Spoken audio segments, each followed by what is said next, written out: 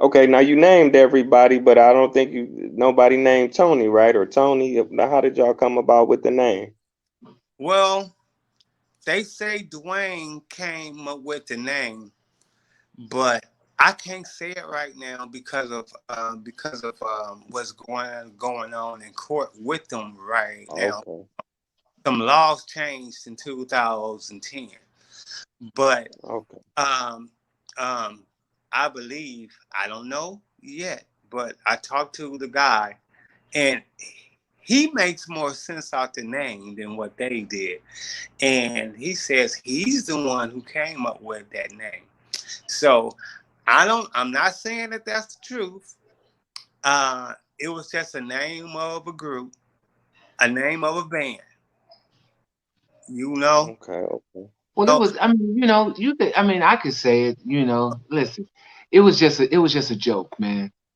Somebody asked them at it when guys had that show in Berkeley at the Berkeley Marina that night, hey, and yeah, at that party, um, somebody's like, man, what's the name of y'all band, man? What's the name of the band? And Dwayne looked around, and everybody looked around, and he was just like, Tony, Tony, Tony. Just as a joke, and then but it actually stuck, and that's how it really came about, and it was really about a fictional character. Cats used to always joke around like, oh man, I'm clean like Tony, Tony, Tony, and so that's basically how it all kind of just came about. But it wasn't like any one particular person coined it or anything like that, but it stuck, and that was the name of the group, and nobody's name is Tony at all. But it's good. Right, It's good.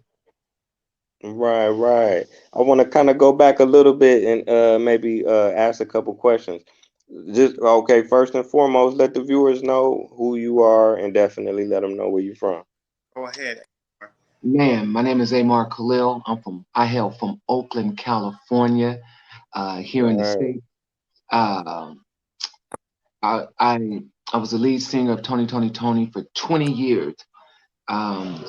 From 1998 to 2018, I took over when Raphael Sadiq left the group in 96 and 96, 97. And we all grew up together. They used to eat peanut butter and jelly sandwiches at my house, and I used to eat peanut butter and jelly sandwiches at theirs. And it was a family type of thing. I'm not related to them. Most people think we are, but we all grew up together since we were knee high to frogs, and so it was just an easy and normal um, transition that I kind of just jumped in and filled that spot. So yeah, man. But I had always been around. So Amar Khalil from Oakland, California, Okay, okay. Let me see. Okay, my next question is, how did you actually get into music? Was it something that your family was doing, or was it like particular artists that inspired you? You know, when did you start writing and producing and singing and different things like that? man. I was always into it. My uncle, may he rest in peace, but Johnny Goss, he played guitar, bass, drums, piano, all that kind of stuff. And so um, he was my mother brother, and their mother, my grandmother, raised us. And so in her basement, he had all the musical equipment, drums, and all that kind of stuff set up. And then um, Herschel Happiness, who used to play organ and keyboards for Larry Graham and Graham Central Station, he lived across the street from me. And so his brother, William Kennedy, was my drum teacher.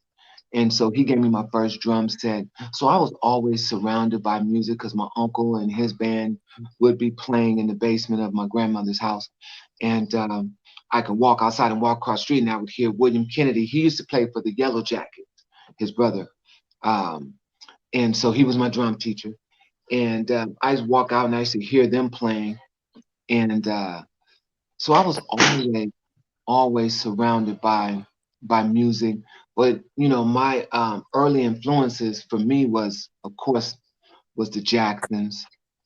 Michael Jackson, Stevie Wonder, and Earth, Wind and Fire and folks like that. But I was always surrounded by music. Yeah.